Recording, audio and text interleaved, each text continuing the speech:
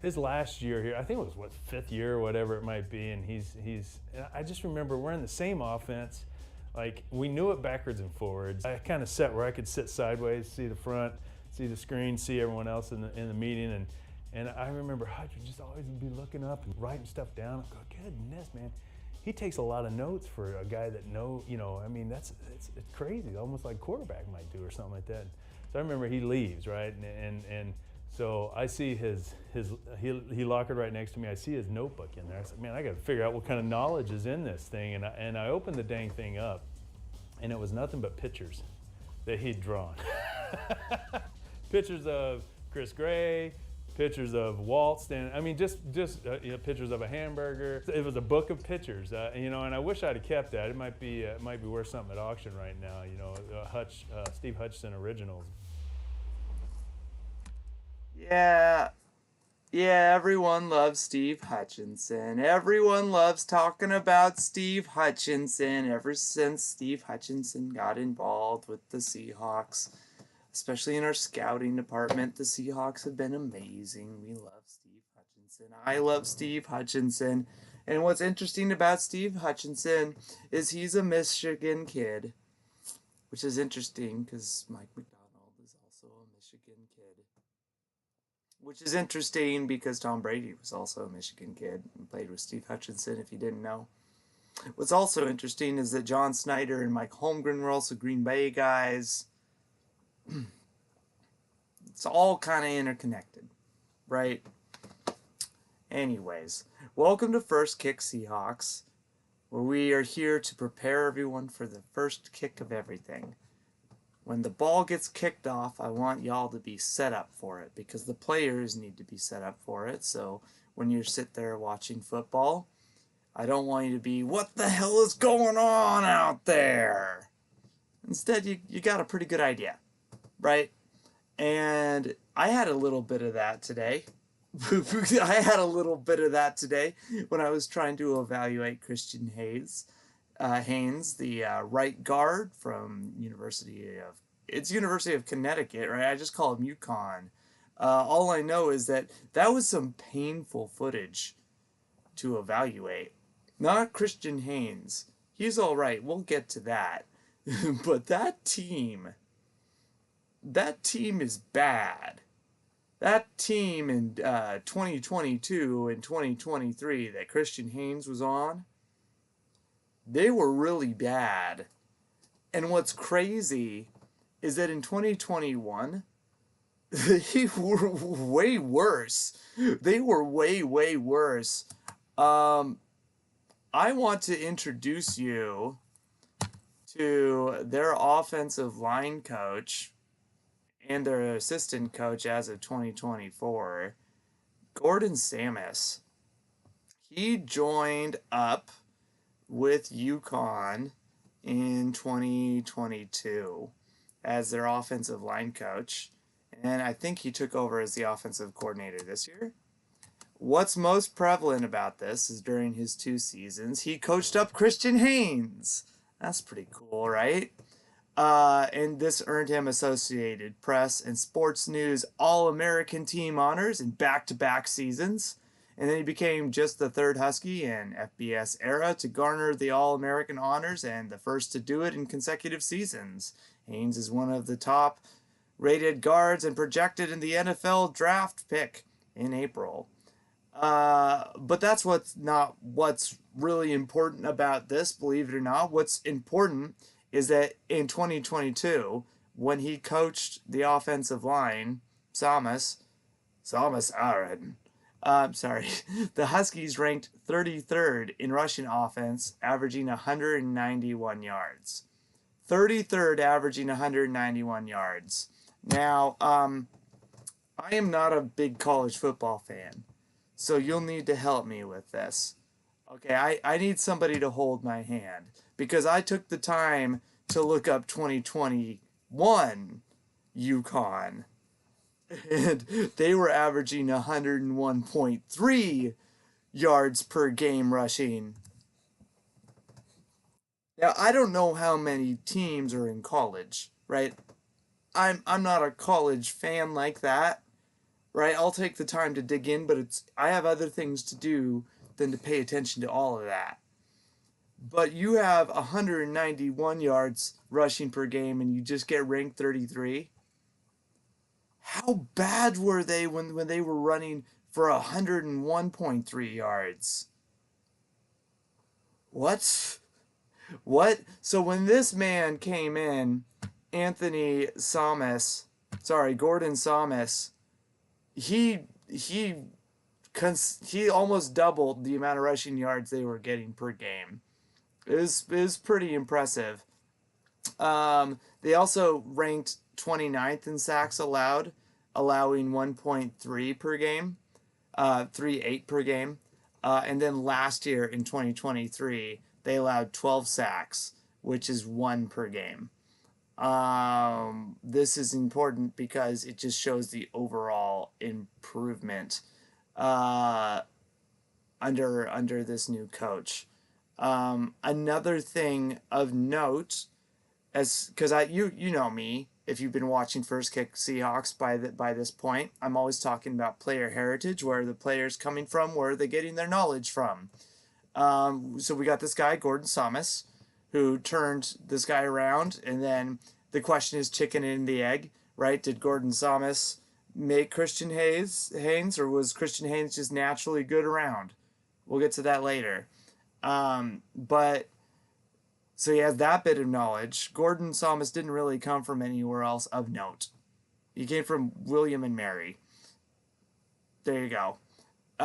You can find out more if you would like, I suppose. I'll share the link for you.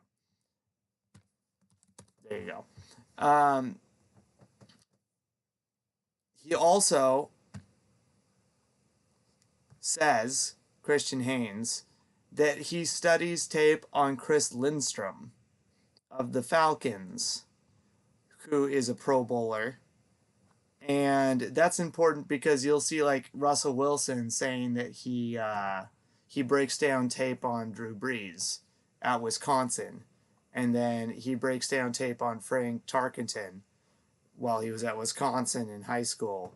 And then that completely projected the way that he would try to play football in the NFL. It didn't necessarily work out so well with the Drew Brees route, except you'll still see when he's in Denver, he's trying to do some weird things while injured, pretending that he's healthy and doing some corny stuff like that, which Drew Brees did, but because it was Russell Wilson, pretending like he was still healthy, doing high knees in the plane jokes. I thought that was a funny joke. It's just because it's him. Nobody got the joke, right? So you got to figure out what type of players they're trying to evaluate while they're growing up. Who are they trying to emulate? Well, it's Chris Lindstrom. And he says that in... I had an actual video for you if you would like to check it out yourself. There was a delightful interview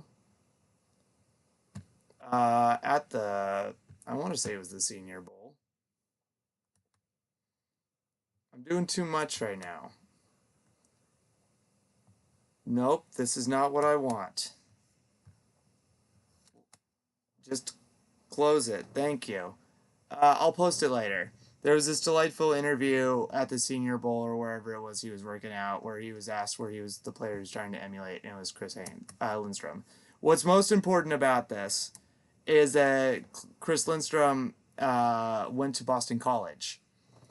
And why you might say that's weird is Kirk Olividotti, as we've established, worked heavily with Anthony Campanelli, that dude, and he spent 3 years in Boston College, and then he also spent a ton of years at Rutgers too.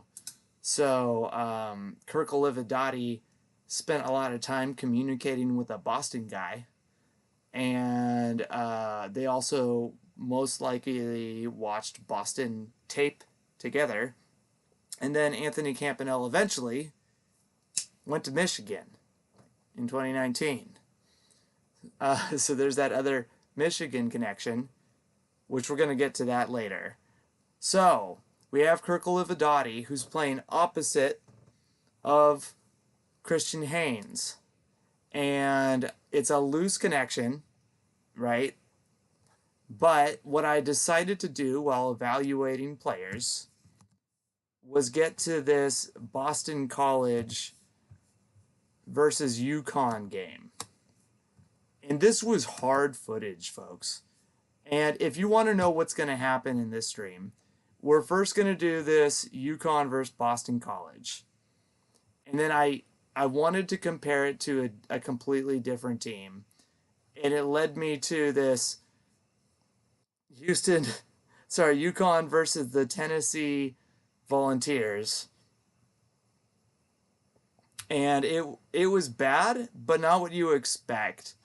But ultimately, I then figured out, hold on, Steve Hutchinson and Mike McDonald and all these other guys who have connections to Michigan probably took a look at Christian Haynes when he played against Michigan. And that's where they're familiar with him. And normally I don't do that. Normally I'm not like, hey, the Seahawks played the Cowboys and then such and such player played really good against us. And then because he played exclusively good against us, I'm going to take that only evaluation, right? I want to see how he plays against different types of players and schemes so I don't have personal bias going against me, right?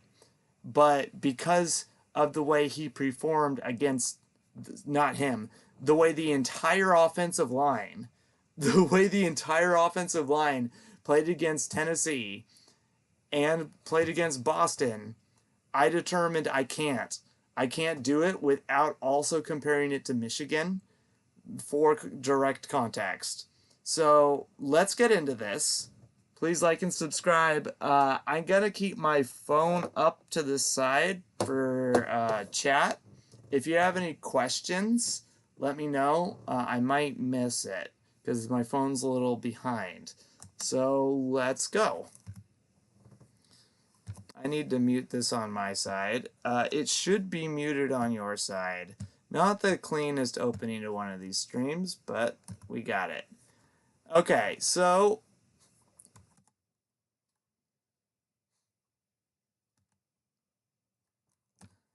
let's slow this down. This is condensed. I do that every time. This is condensed footage, of course. Part of the problem also is that their drives with UConn against Boston, they don't go very well. Can I zoom in? We'll be fine. I don't like the Boston footage so much, but he's right here at right guard. And he's got the 2 right across from him.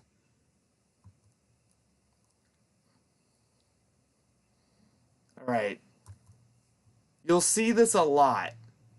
You'll see this a whole bunch. So the ball's coming out and he slides, and the center in particular, he seems to get shredded.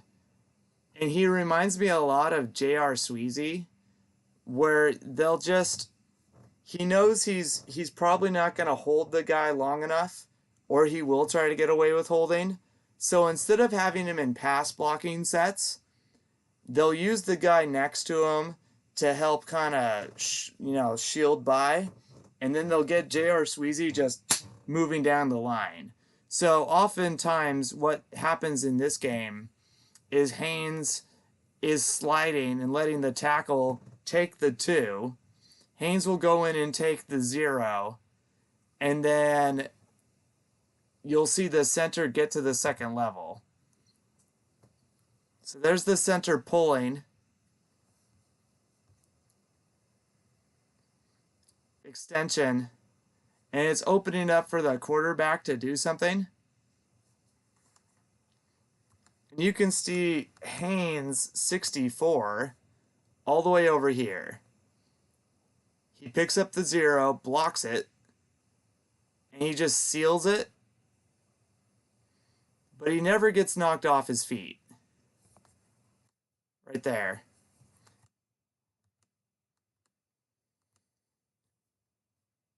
And it's really hard to see, but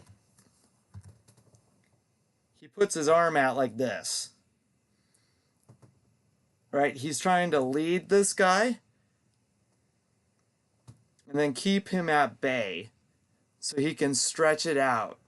If he gets out like this and turn him around, he can't extend the length of the play, and he won't have a length advantage as far as just running the play out.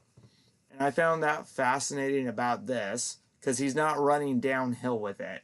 And it might purely be because the quarterback is bailing and they're trying to pull the whole offensive line back. So he's just extending it so that he can keep that depth and pick up anybody that's trying to trail behind. His second arm is free, right? So if a second guy comes in, yeah, I have you behind, but if your buddy sneaks in, you're no longer relevant because the gap is occupied, and I need this hand free to shove. Okay? So, again, he'll stab, and then just kind of keep him at bay out here.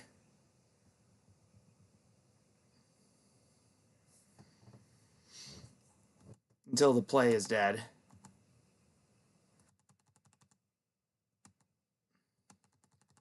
And let's just skip over all of their crap. I don't care about Boston's offense.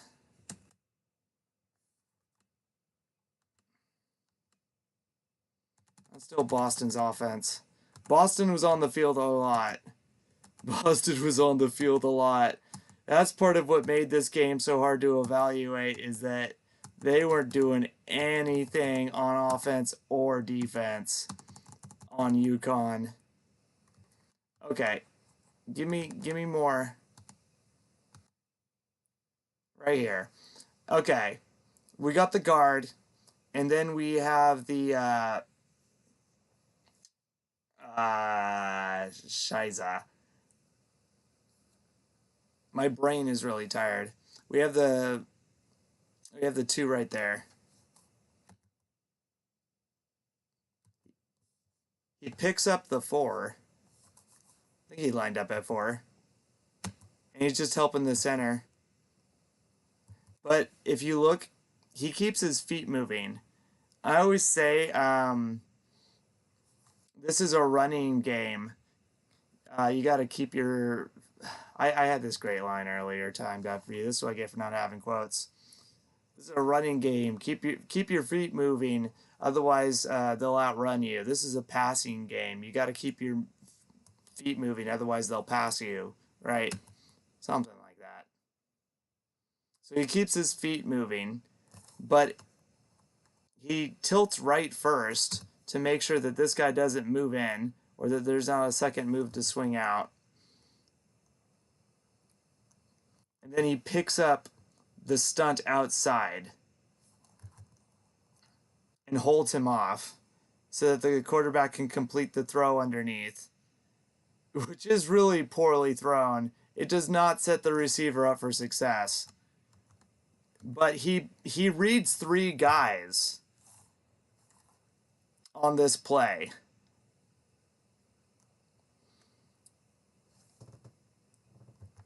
Right? He's reading the 4, he's reading the 2, and then he's reading the linebacker. So you'll watch his right knee bend out first to make sure that the B gap is controlled. He'll then go in and help duties with the 2. And then on step 7 or 5, let's see. 1, 2, 3. Man, that's some bad quarterbacking. That's some bad quarterbacking.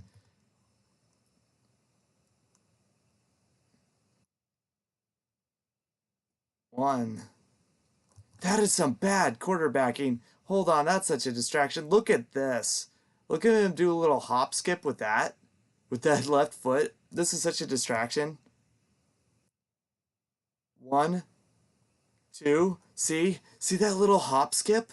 See that little hop skip? Who the fuck is this quarterback? Who is his quarterback coach? They need to have a conversation with him.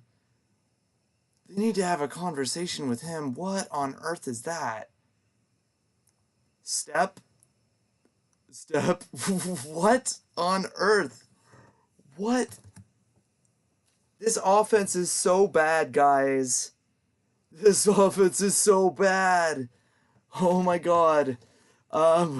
Sorry, this was painful to evaluate.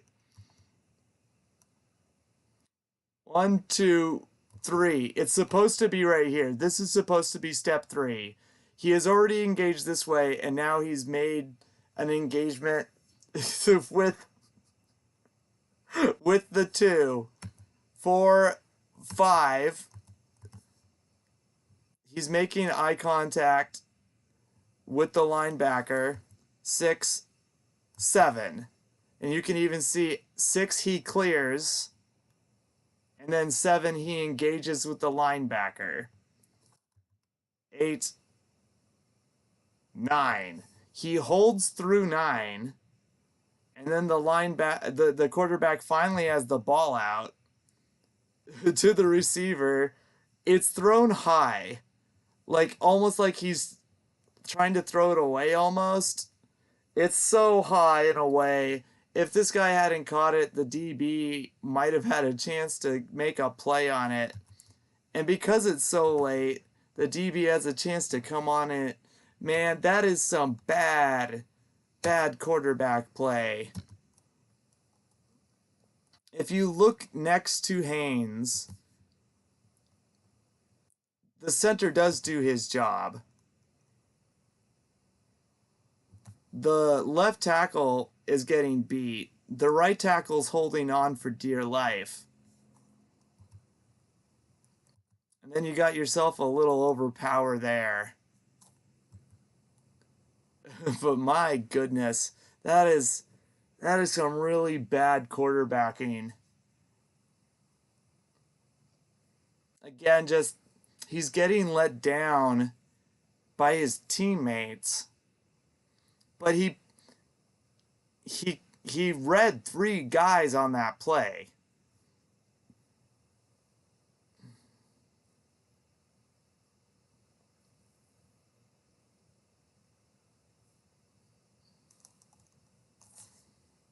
Okay, here we are again.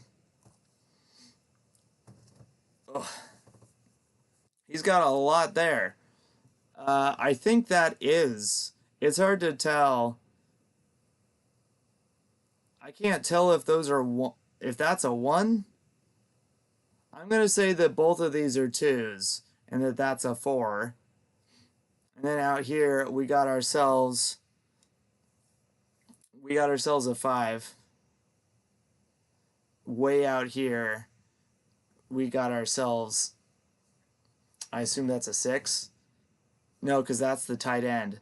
So that would have to be a 7 or a 9. It's okay. So here's what I'm doing right now.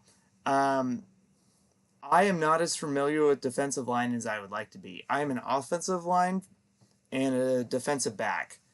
And years and years and years and years and years ago, I did learn the number system for defensive line. And I'm trying to reinforce that back into my brain, right? So bear with me a little bit. For those of you that don't know, okay, 0 is the nose tackle. And picture it this way, okay? So you have the center. Anything lined up directly over the center is 0. In fact, anything lined up over any of the outside players that are not the center is an even number. So you have 2 and you have 4. Tight end is 6. Outside shoulders, if I'm the center, my outside shoulders, these are 1s. Outside shoulder for this guard, left guard, right? It's your left shoulder. Because in front of you is 2, it's going to be 3. Your inside shoulder is 2I. So I'm like, is he inside? That would make him a 2I. But if he's directly over the shoulder of the center, then that makes him a 1. But I can't tell because of the angle. So I'm going to assume, based off of his shadow, he's a 1, and that the line is moved over, which means that over Haynes, right, this guy's over his right shoulder, which means that this is a 3. Okay? So this guy then is a 5, which means that this guy all the way out here, since this would be a 7, this is a 9 out here, because if there would be another tight end right there, there's the shadow. This would be, sorry, that should be bigger. This would be the 8. Okay. See, I'm learning. We're learning together, right? First Kick Seahawks is about learning. Sometimes you don't always get it right, but I'm gonna use these shadows as markers in the future instead of trying to look at the helmets to determine, because I think the shadows actually might be better markers for their distance than me trying to gauge the shadows in hand placement. So he's got in front of him the 3 tech, a 5 tech, and then a 1 tech, followed by a 9 and a 5.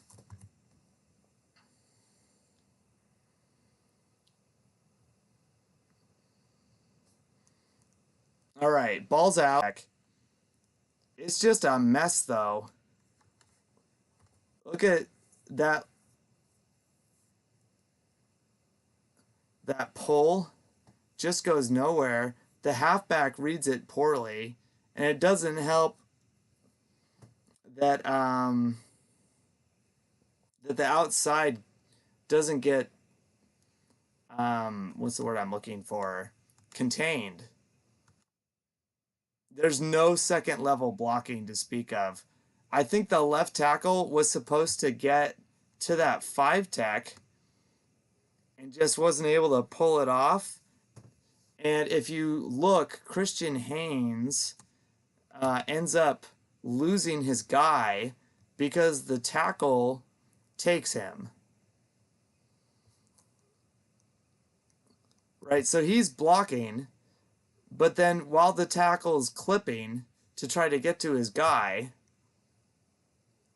he just loses control, and then Haynes is just kind of standing there like, I don't know what to do. He's got his arm in there, sure, which is kind of cool that he had the awareness to get his arm in there, but the tackle does not do his job in securing the edge, which I know, you got these linebackers that are crashing in, but because he's not able to make an impression right up here, right? He's not able to clear this out so that these pulling players can make a seam in here. The running back has nowhere to go.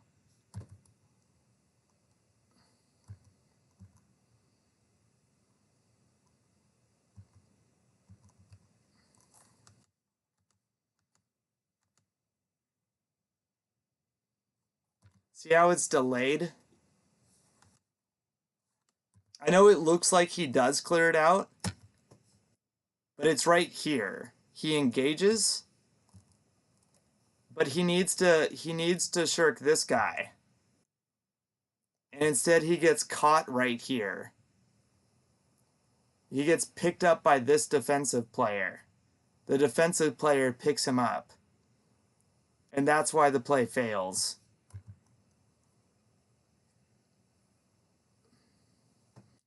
So again, another case of a play failing, and it's a trend of Christian Haynes kind of getting taken out of the play. Like they're not letting him play ball.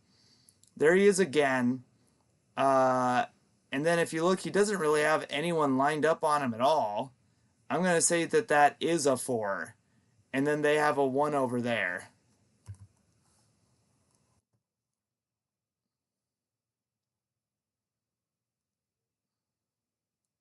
The 4 engages, and then he tag teams it with the center. And he's keeping an eye on the blitzing linebacker, who somehow doesn't get a hand on it.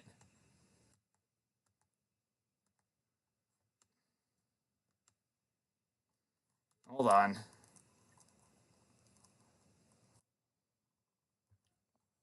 Quick snap.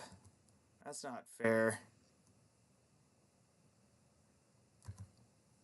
Okay, it's really fast, but you can see right here, it's the same type of thing. Basically the same front. You got the 3-4, and he doesn't have anyone directly over him, but he's making contact with that 3 out there. I guess the 5 out there. And he's just holding them off, and it allows the tackle to bounce out and pick out the 5. And not just that, he turns him around and just circles him out of the play.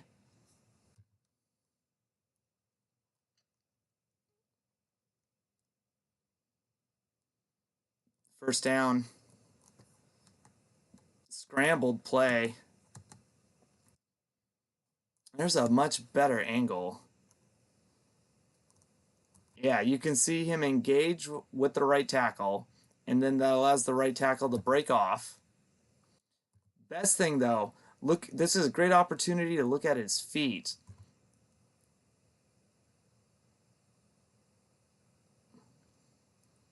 Keep your feet running or they'll run past you. There you go. You'll notice though, he's not getting a lot of movement. He's not getting past the second level.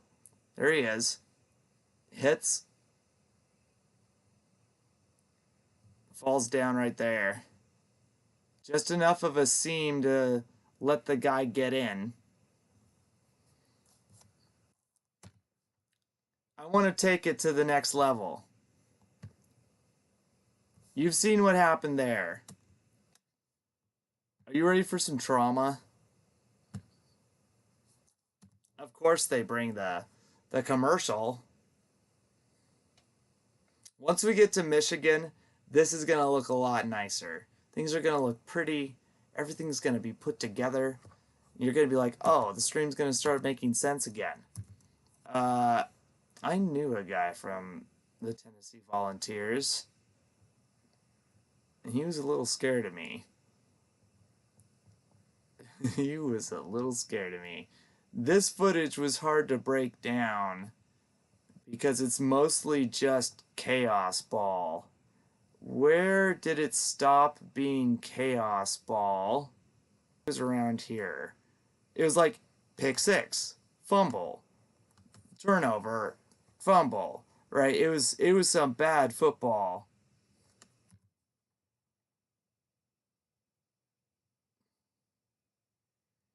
Keaton. Here we go. Oh, I need to slow this down. Ooh. There we go.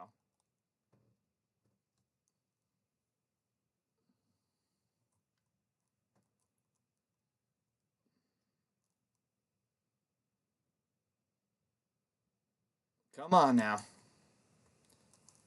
Okay, right off the ball.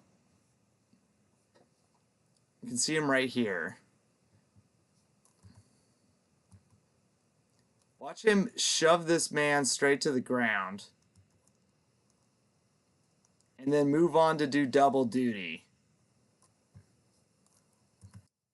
He's got the ball carrier right next to him. Frankly, the ball carrier should have been more patient in seeing that he was shoving him to the ground, but he was probably trying to get right into this. Opened up for him. All right. but you can see Haynes engage here, which would have just allowed for this big old power play, and then all of this space. Picture Kenneth Walker with all this space.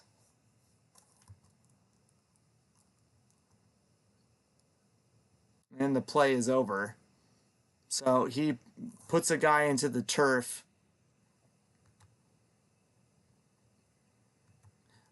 But not just that, like, it's the way he restabilizes himself after the engagement. Because this guy goes low on him. And kind of bucks him. Right? Helmet first. Michael Robinson trying to break his neck coming at you. Right? And this should topple him a bit. And so he just shoves him down. But his feet keep moving. This is a running game. Don't let them outrun you. Keep your feet moving. Hit that kid. Right?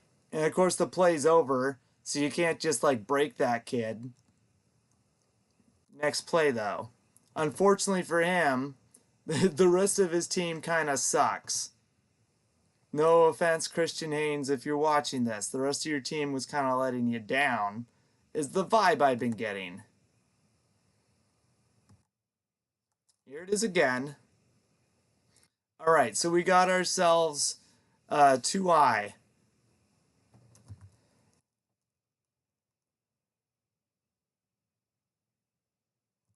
Again, he's got his left arm extended, and he's looking out to his right. Okay? Left arm is I'm just dealing with you for a second, and then I got this other thing I got to deal with over here. Lets him go, and you can even see that man's about to pick him up. I think the tackle let his guy go. Yeah, full back, picks up the 2I. Did the tackle even touch the 5? Tackle completely ignores the 5. And Haynes picks up the 5. And I don't even... What is this number 2? I guess he's just standing there waiting for gap responsibility. But, yeah. This is a cool play for Haynes because he sets up the fullback before taking on responsibility so the tackle can just run to the second level. And this is what I've talked about a few times, where it feels like he's doing things so that the other guys can do what they're good at, right? Like, let's say I am the right tackle. It would go terribly, right? If I was the right tackle, currently I'm 5'11". I lost an inch of height. I used to weigh 230. Now I'm 160. It's not gonna fucking go well if I play right tackle. But for some reason, I happen to be right tackle. What do you do if you're Christian Haynes? Well, you shrug the 2I, and then you tell me, don't even bother. Don't even fucking bother, Camden. He's going to kick your ass, because he will. So what I am going to do is I'm going to see the linebacker, and I'm just going to run as fast as I can and hit that guy, because I'm not going to be able to beat this guy one-on-one. And Christian Haynes is just going to slide and pick him up. And if I was the center, first of all, my body would break immediately, right? It was by all the bodies and the overpowers. But if that didn't happen, right, he would just slide in and pick up all the weight, right? Because that's what he's doing, is he's helping these centers pick up the extra weight. And if he's not doing that, the guard on the other side has been coming in and doing that, right? He's teeing people up so that they can come and clean up all of the chaos ball. He's playing really smart football here so that the quarterback and the running back in the back have a chance. It just so happens that I think the quarterback might have some footwork issues and that the halfback might have some hesitation patience problems, right? And that could be because of a lot of things. When he does make contact with people though, he mostly just stonewalls them. And that could be because he's an amazing player, or it could be because they're not going to put their best player on Christian Haynes. Let's go put it against player the fifth best player on their line because we know that we're going to kick that guy's ass. So is it that Christian Haynes is a really, really good player, or is it that he's a smart player who's good but on a really, really bad line? And I'm not sure. I'm really, really not sure. I want to give you one more good look at this line against Tennessee before we move on to Michigan.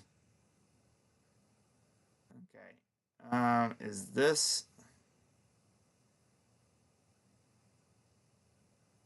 Yeah.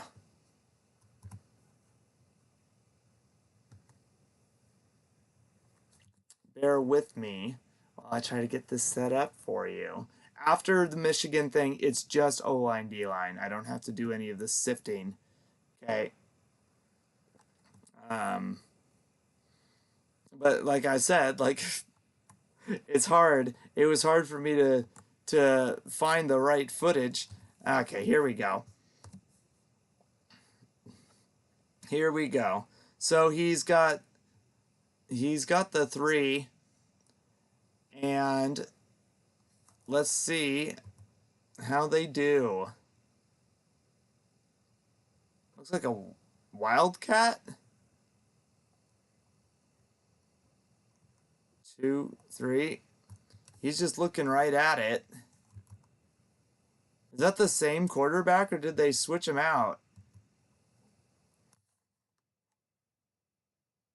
That's a pick.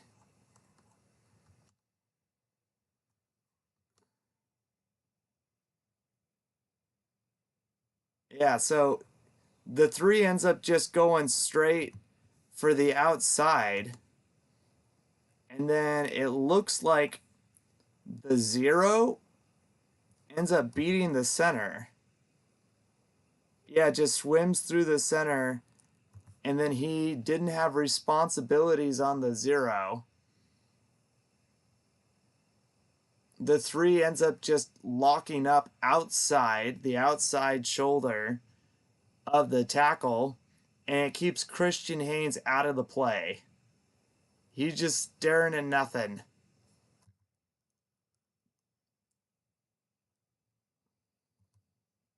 So maybe he should have tried to help out the center instead. But I don't know. This looks like a damn Seahawks O-line from when we had Tom Cable. Look, you got 3 guys just right there. You got 1, 2, 3 offensive linemen staring this direction. Holy cow. This right tackle's making contact, and then this guy's there for cleanup.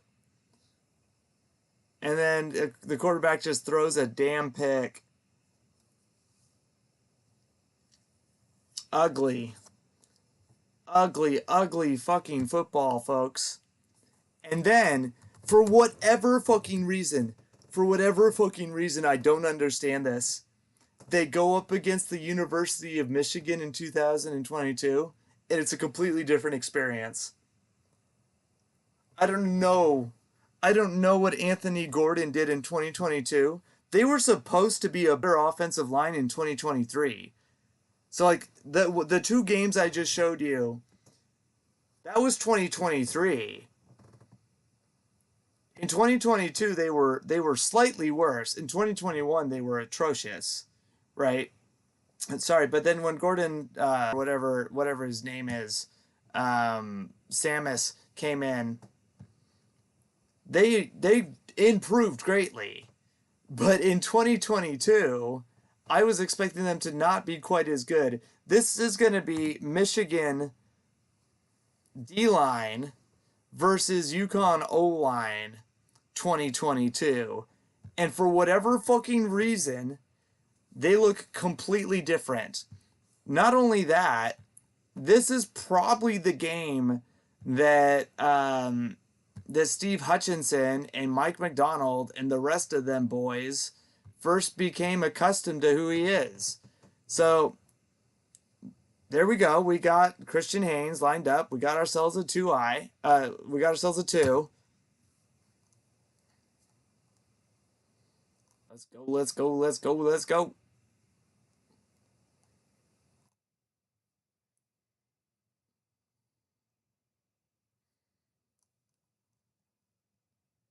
You're going to love this, right? So he holds this shit off. Fight, fight, fight.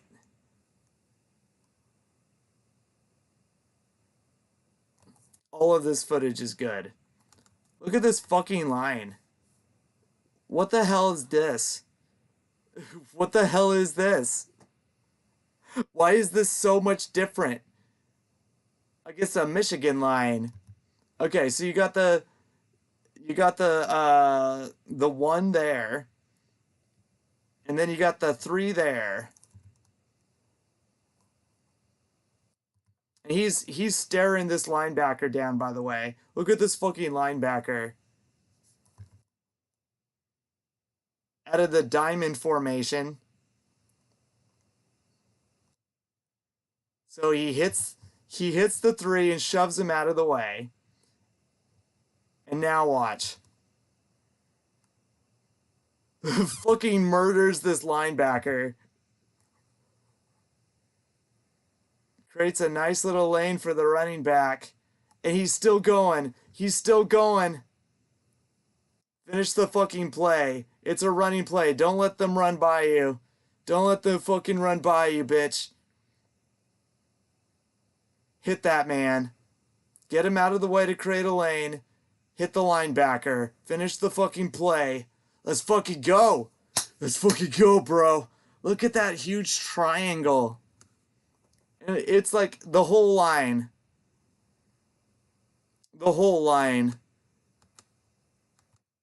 It's... What changed? What changed? Well, they're attacking. They got the use of the fullbacks and the tight ends in the back, right? But also, they're letting him attack the second level, right? So we've already established that he can do multiple reads, right? He can do multiple reads. I say all the time that an offensive line is a reflection of a defensive back. They need to be able to know what's going on via what the quarterback is doing. They can't see what the quarterback is doing. Defensive backs can't see what the quarterback is doing, but they need to get into certain positions to manipulate what's happening. So, if he can make certain reads knowing, hey, he's there, and he's there, I'm going to do this, and then when I'm done doing that, I need to move to this assignment. And then when I'm done with that assignment, I'm going to go to that assignment. Because when I do that, all the players that can see have to behave accordingly. A safety knows when I move to cover 7, the quarterback is going to see me high, which means that Peyton Manning is going to try to look me off. So I'm going to try to move over there. He's then going to try to throw to Reggie Wayne over there. And then Ed Reed's like, fucking got him. Right? Shit like that. It's chess. Chris Haynes, when the offensive line was bad, can play chess and say, okay, so I have the 2-eye next to me, and I need to stab him so I can slow his momentum so the fullback has a chance to pull and engage so the quarterback can get to step 3. after step 3 is established, I need to, since I'm making eye contact with the 5 or the 3, whatever, since I know that the right tackle is breaking to the linebacker, I need to, after I'm in my clear on step 3, engage with him. Blah, blah, blah, blah, blah. Well, what happens when you have a good offensive line? Now you know that I don't need to worry about a fullback or something picking up that crap. I don't need to slow this guy down or whatever. I don't need to help this man because he can't handle a one-on-one block. Instead, I'm going to clear him out of the way to create this massive lane, right? We talk about triangles. What he's doing here is he's taking this B gap and he's making it wider. And the center's taking the B gap and he's trying to hit the A gap, and he's trying to make sure that the A gap doesn't get smaller. And then, right, you got the A gap and you got the B gap. A gap, don't let it move. A gap has to stay right there. B gap, we want the B gap to go all the way over there. We want this B gap as wide as fucking possible. And then Haynes, don't let him make this, this gap here small. Don't let it be short. Don't let them outrun you. Push him backwards so that the running back has this huge gap triangle to run in. And he does it. Boom. Create a huge triangle, a huge fucking gap. Be the point of the triangle. Fullback is right there to help clean things up. Other fullbacks out there to clean the outside. He's got this big, beautiful lane. This big, fucking beautiful lane. Unfortunately for us, the right tackle does not hold his block. But you could still see he's out there. And the halfback makes the read and still gets in and cuts back in. And it's just this awesome block. I love this shit. This is what I fucking live for. Here we go again. He's got him. And he just clears him out of the way.